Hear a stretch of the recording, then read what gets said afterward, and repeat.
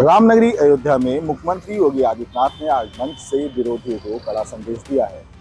SIT की जांच को लेकर सीएम योगी ने बहुत बड़ा बयान देते हुए साफ कर दिया कि सरकार किसी भी प्रकार से दोषियों को बख्शने वाली नहीं है।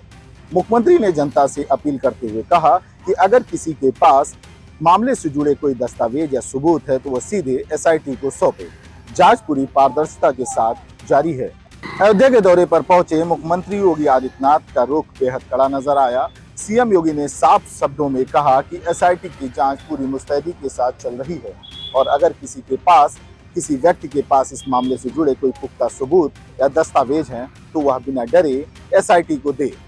इसके साथ ही मुख्यमंत्री योगी आदित्यनाथ ने विकास की रफ्तार को लेकर विरोधियों को घेरा और कहा, डबल इंजन की सरकार उत्तर प्रदेश और अयोध्या का विकास बुलेट ट्रेन की रफ्तार से हो रहा है। हमारा एकमात्र लक्ष्य भारत को एक विकसित राष्ट्र बनाना है और इसके लिए देश को गुलामी की मानसिकता से पूरी तरह से मुक्त करना होगा। सीएम योगी ने अयोध्या की पावन धरती से लोगों को एकजुट करके संदेश देते हुए कहा कि कुछ लोग समाज को जाति मजहब के नाम पर बांटने की साजिश रच रहे हैं, उनसे जनता को सावधान रहना होगा। सरकार ने अपनी विरासत का सम्मान और विकास को घर घर पहुंचाने के लिए पूरी तरह से संकल्पित है।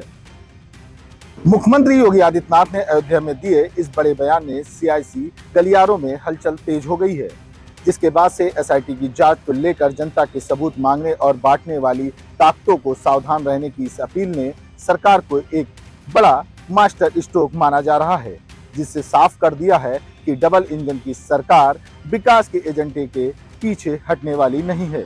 वीडियो जर्नलिस्ट सुमित साथ, आकाश कुमार, अयोध्या हिंदी खबर। अयोध्या राम मंदिर के चढ़ावा कक्ष से गबन के मामले में एक बहुत बड़ा और चौंकाने वाला खुलासा हुआ है। मंदिर ट्रस्ट के सदस्य नपेंद्र मिश्रा ने खुद जानकारी दी है कि डोनेशन रूम का पुराना सीसीटीवी डेटा पूरी तरह गायब हो चुका है, जिससे इस गबन की जांच पर अब बहुत बड़ा संकट खड़ा हो गया है।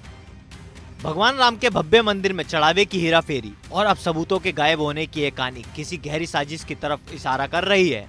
मंदिर ट्रस्ट के मुताबिक डोनेशन रूम में लगे कैमरों का 45 दिन से पहले का कोई भी डेटा और फुटेज अब ट्रस्ट के पास मौजूद नहीं है। चौंकाने वाली बात यह है कि जो 45 दिनों का फुटेज उपलब्ध है, उसे जब एक्सपर्ट ने जांचा तो उसमें कुछ लोग डोनेशन के रुपयों को बाकी पैसों से अलग रखते हुए साफ दिखाई दे रहे हैं। नपेंद्र मिश्रा ने साफ शब्दों में माना है कि पुराना सीसीटीवी एविडेंस ना होने की वजह से तफ्तीश बेहद पेचीदा और मुश्किल हो गई है। हालांकि इस मामले की प्रारंभिक जांच अभी जारी है और रेगुलर इन्वेस्टिगेशन शुरू होना बाकी है। लेकिन सवाल ये उठता है कि आखिर आस्था के सबसे बड़े केंद्र से इतने महत्वपूर्ण सीसीटीवी फुटेज कैसे और किसकी शय पर गायब हो गए। राम मंदिर के चढ़ावे में हुए इस गबन और सीसीटीवी डेटा गायब होने से मंदिर की सुरक्षा और प्रबंधन पर एक बहुत बड़ा गंभीर सवाल खड़ा हो गया है। अब देखना यह होगा कि 45 दिन के फुटेज के सारे क्या पुलिस ट्रस्ट के इस महाघोटाले के असली गुनाहगारों तक पहुंच पाएगी या फिर करोड़ों का यह घोटाला एक सिर्फ अनसुलझा राज बनकर रह जाएगा। समाजवादी पार्टी के राष्ट्रीय महासचिव शिवपाल सिंह यादव ने भारतीय जनता पार्टी और राम मंदिर में हुई चोरी को लेकर सबसे तीखा हमला बोला है। आपको बता दें, जिस तरीके से राम मंदिर में हुई चोरी को लेकर उन्होंने सत्ता पक्ष को पूरी तरीके से कटघरे में खड़ा कर लिया है और उन्होंने कहा है कि राम मंदिर में हुई चोरी जो हुई है उससे बड़ा अधर्म कोई नहीं हो सकता है और जनता जानती है इसके पीछे कौन है। सियासत के माहिर खिलाड़ी शिवपाल सिंह यादव अपने इटावा आवाज पर मीडिया के सामने आए तो उनके तेवर बेहद तल्ख नजर आए। इटावा राम मंदिर मामले पर बड़ा धमाका करते हुए शिवपाल सिंह यादव ने मांग की है कि इस पूरे प्रकरण की निष्पक्ष जांच होनी चाहिए और जो कि रसूखदार इसके लिए जिम्मेदार हैं उनके खिलाफ सख्त से सख्त कार्रवाई की जाए। सिर्फ मंदिर ही नहीं, शिवपाल सिंह यादव ने सपा में टूट के दावों पर भी भाजपा को आड़े हाथों लिया और कहा कि बीजेपी के गैर गंभीर बयानों को कोई गंभीरता से नहीं लेता। उन्होंने साफ किया है कि समाजवादी पार्टी मजबूती से जनता के हक की लड़ाई लड़ रही है, क्योंकि इस वक्त उत्तर प्रदेश में बिजली, पानी, भयंकर बेरोजगारी और किसानों की समस्याएं लगातार बढ़ती जा रही हैं, जिससे ध्यान भटकने के लिए बयान दिए जा रहे हैं। शिवपाल सिंह यादव द्वारा राम मंदिर और अधर्म वाले बयान को लेकर अब सत्ता पक्ष में पूरी तरीके से भूचाल सा आ गया है। आपको बता दें, जिस तरीके से शिवपाल सिंह यादव ने जो अधर्म वाले बयान दिया है, जिस तरीके से Bharatiya Janata party front foot पर खेलती है। अब देखने वाली बात होगी कि शिवपाल के बयान पर भारतीय जनता पार्टी का क्या रिएक्शन आता है। ग्रेटर नोएडा के हाई राइज सोसाइटियों में लिफ्ट का मामला रुकने का नाम नहीं ले रहा। लाखों रुपए मेंटेनेंस लेने के बावजूद भी सोसाइटी के अंदर जो मेंटेनेंस का काम होता है वो बिल्कुल नहीं किया जाता। ऐसे में ताज़ा मामला ग्रेटर नोएडा के मिस्किन सोसाइटी से आया है, जहां लिफ्ट खराब होने से तकरीबन एक दर्जन से अधिक से जो लोग हैं लिफ्ट में आधे घंटे तक फंसे रहे। जैसे तैसे उनको बाहर निकाला। गनीमत ये रही कि इस दौरान उस लिफ्ट में किसी की हालत ज़्यादा गंभीर नहीं हुई थी। बिल्डरों की लापरवाही और महंगे मेंटेनेंस चार्ज के बदले मिलने वाली मौत की गारंटी का ये लाइव सबूत है। मिशिगन ट्विंस सोसाइटी के टावर 17 में जब लोग रोज़ की तरह लिफ्ट का इस्तेमाल कर रहे थे, तभी अचानक एक लिफ्ट बीच रास्ते में ही जाम हो गई। 20 मिनट तक बंद डिब्बे में फंसे रहने की वजह से लोगों का दम घुटने लगा। गनीमत ये रही कि हादसे में कोई बेहोश नहीं हुआ। चीख पुकार सुनकर दौड़े आसपास पड़ोस के लोगों ने मुस्तैदी दिखाकर और भारी मशक्क़त के बाद लिफ्ट का दरवाज़ा खोलकर सभी 6 लोगों को सुरक्षित बाहर निकाला। इस घटना के बाद पूरी सोसाइटी के निवासियों ने बिल्डर और मेंटेनेंस टीम के खिलाफ भारी आक्रोश है, क्योंकि लाखों रुपए ऐंठने के बाद भी लोगों की ज़िंदगी पर दाव लगी हुई है। इस पूरे मामले को लेकर सोसाइटी में रहने वाले लोग काफ़ी नाराज़ दिख रहे हैं। उनका साफ तौर पे कहना कि देखिए, जो सोसाइटी के लोग हैं मेंटेनेंस के नाम पर हमसे लाखों रुपए लेते हैं, अगर एक दिन लेट हो जाता है तो पेनल्टी लगा देते हैं। ऐसे में इन लोगों का क्या कहना है, जो लोग पैसा लेकर रख रखाव भी नहीं करते। सोचिए अगर इस लिफ्ट में कोई बच्चा या बुजुर्ग फंस जाता तो उसकी स्थिति का जिम्मेदार कौन होता। और आपको बता दें, प्रदेश सरकार द्वारा पहले ही लिफ्ट जो एक्ट है उसको लागू किया गया, मगर उसके बावजूद भी नोएडा और ग्रेटर नोएडा में लिफ्ट के हादसे कम होते नज़र नहीं आ रहे। आए दिन हम देखते हैं कि नोएडा और ग्रेटर नोएडा में जो ऊंची इमारतें हैं उसमें लिफ्ट फंस जाती है या उसकी रस्सी टूट जाती है, जिससे बड़े हादसे हो जाते हैं। देश की राजधानी दिल्ली का सबसे सुरक्षित और वीआईपी इलाका माउंट कैलाश एक खौफनाक और सनसनीखेज मर्डर से दहल उठा। अमर कॉलोनी थाना क्षेत्र की एक आलीशान कोठी के भीतर एक महिला की बेरहमी से हत्या कर दी गई, जिसके बाद पूरे इलाके में हड़कंप मच गया। पुलिस ने घर के मालिक और जाने माने डॉक्टर मनीष गुप्ता को गिरफ्तार कर लिया, जिसके बाद कोठी के बाहर भारी बवाल देखने को मिला। जान बचाने वाले डॉक्टर का अचानक कातिल बन जाना हर किसी की रूह कपा रहा है। मृतका की पहचान मीणा हलदार के रूप में हुई है, जो इस कोठी में घरेलू सहायिका की काम करती थी। पुलिस उपायुक्त हेमंत तिवारी के मुताबिक आरोपी डॉक्टर पिछले 10 साल से भयंकर डिप्रेशन का शिकार था और दवाइयां खा रहा था।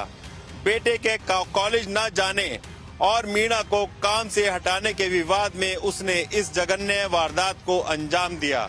लेकिन बड़ा सवाल यही है कि क्या इस खौफनाक कत्ल के पीछे वाकई सिर्फ गुस्सा था या फिर बंद कमरों के पीछे कोई छुपा हुआ अंधविश्वास और तांत्रिक कनेक्शन है। पुलिस भले ही तंत्र मंत्र और काले जादू की थ्योरी को सिरे से खारिज कर रही हो, लेकिन जिस बेरहमी से मीणा की जान ली गई उसने इस थ्योरी पर सस्पेंस गहरा दिया है। फिलहाल फॉरेंसिक टीम और पुलिस सीसीटीवी फुटेज खंगालकर इस कत्ल की रात का पूरा सच बाहर लाने में जुटी है। कातिल डॉक्टर मनीष गुप्ता पुलिस की गिरफ्त में है, लेकिन वीआईपी इलाके में इस कोठी के भीतर बिखरा खून कई डरावने सवाल छोड़ गया है। इसके पीछे कोई और गहरा राज छुपा है, ये तो पुलिस की गहन जांच के बाद ही पता लग पाएगा। देश की राजधानी दिल्ली में एक ऐसी खौफनाक और इंसानियत को शर्मसार कर देने वाली खबर सामने आ रही है, जिसने दिल्ली ही नहीं दिल्ली पुलिस को भी हिलाकर रख दिया है।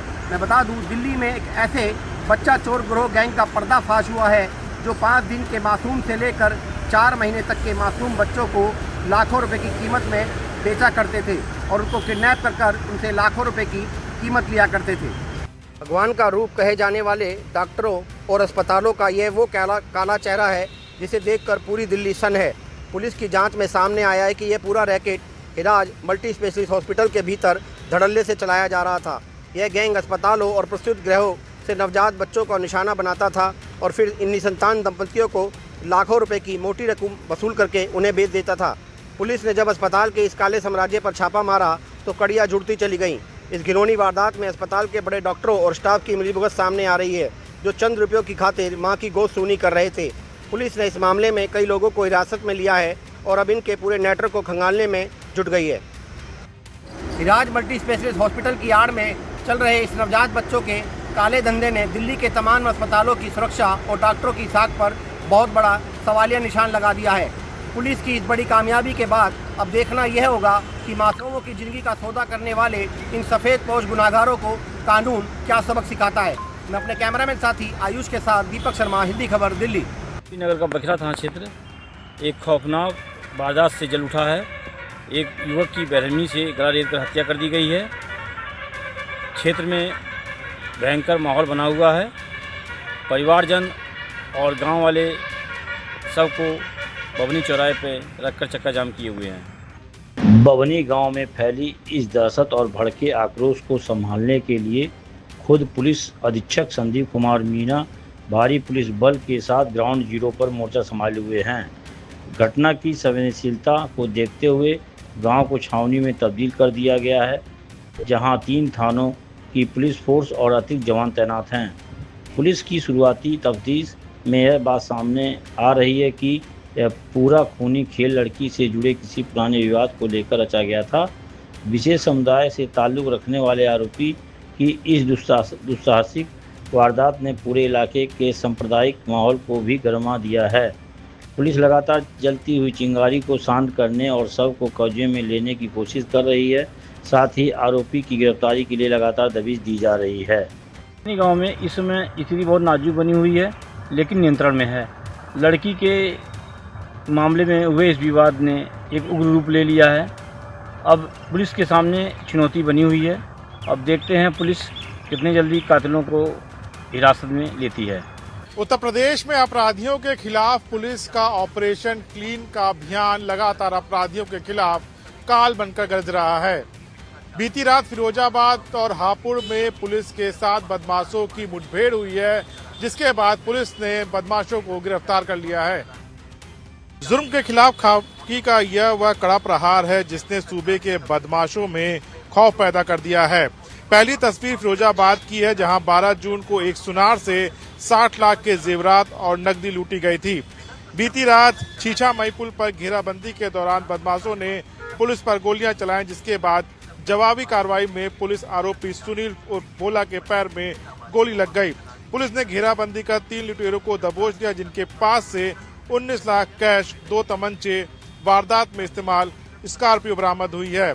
वहीं दूसरी खौफनाक तस्वीर हापुड़ के सामने आई है, जहां बुलंदशहर रोड पर चेकिंग के दौरान भाग रहे 50,000 के इनामी बदमाश श्याम ने खुद को घिरता देख ट्यूबवेल की आड़ लेकर पुलिस टीम पर अंधाधुंध फायरिंग शुरू कर दी। इस मुठभेड़ में हेड कांस्टेबल मनोज कुमार घायल हो गए। वहीं आत्मरक्षा में पुलिस की तरफ से चलाई गई गोलियों से रामपुर का रहने वाला शातिर अपराधी श्याम गंभीर रूप से घायल हो गया, जिसे डॉक्टरों ने बाद में मृत घोषित कर दिया।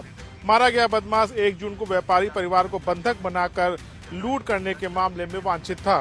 फिरोजाबाद में हुए पुलिस एनकाउंटर में जहां बदमाश के पैर में गोली लगी, तो वहीं दूसरी तरफ हापुड़ में पुलिस मुठभेड़ में बदमाश मारा गया। इससे साफ जाहिर होता है कि उत्तर प्रदेश में लगातार पुलिस का ऑपरेशन क्लीन का अभियान अपराधियों के खिलाफ काल बनकर गरज रहा है और लगातार उत्तर प्रदेश में जयराम के घोष लगते हुए दिखाई दे रहे हैं। कैमरामैन मनोज के साथ मैं राहुल श्रीवास्तव, हिंदी खबर, लखनऊ। देहरादून के नगर कोतवाली क्षेत्र के मलियान मोहल्ले में एक 14 साल की नाबालिग बच्ची के साथ मुस्लिम समुदाय के युवक यानी कि दानिश ने दुष्कर्म की कोशिश की, जिसके बाद यहां पर सांप्रदायिक माहौल गर्म हो गया। बजरंग दल के लोगों ने यहां का जमकर हंगामा किया और जो दानिश और दानिश के मामा की दुकान थी वहां जमकर तोड़फोड़ की। कहीं ना कहीं पूरी स्थिति को संभालने के लिए भारी पुलिस बल मौके पर पहुंचा। इस पूरे घर को जहाँ पर नाबालिग बच्ची अपने माता पिता के साथ रहती थी उसे सील कर दिया गया है।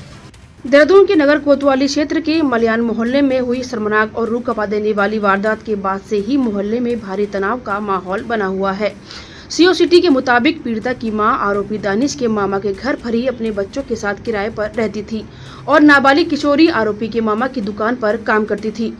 18 तारीख की देर रात जब मासूम शौच के लिए गई और काफी देर तक वापस नहीं लौटी तो मां उसे ढूंढते हुए पहुंची। वहां मासूम सहमी हुई रो रही थी, जिसने रोते हुए आबिती सुनाई कि मकान मालिक के भांजे दानिश ने उसके साथ जबरन कुकर्म किया है। वारदात को अंजाम देकर आरोपी दानिश मौके से फरार हो गया। पुलिस ने पोक्सो और अन्य गंभीर धाराओं में मुकदमा दर्ज करके जाँच शुरू कर दी है। वहीं पुलिस ने दानिश की गिरफ्तारी के लिए कई टीमों का गठन भी किया है। दानिश की दुकान पर जमकर तोड़फोड़ की। वहीं इस पूरी स्थिति को संभालने के लिए शासन प्रशासन की टीम मौके पर पहुंची। वहीं जानकारी ये मिली है कि जो दानिश है, जो मुख्य आरोपी है, वो फरार हो गया है और जिसकी तलाश में पुलिस जुट गई है। कई टीमों का गठन किया गया है और अलग अलग जगह दबिश दी जा रही है ताकि आरोपी तक पहुंचा जा सके। वहीं दूसरी ओर मोहल्ले के जो हिंदू लोग हैं, उन्होंने ये मांग की है सीएम धामी से कि ऐसे लोगों को उत्तराखंड से बाहर फेंका जाए। कैमरा पर्सन विजेंद्र तुड़ी के साथ दीपिका भंडारी, हिंदी खबर, देहरादून।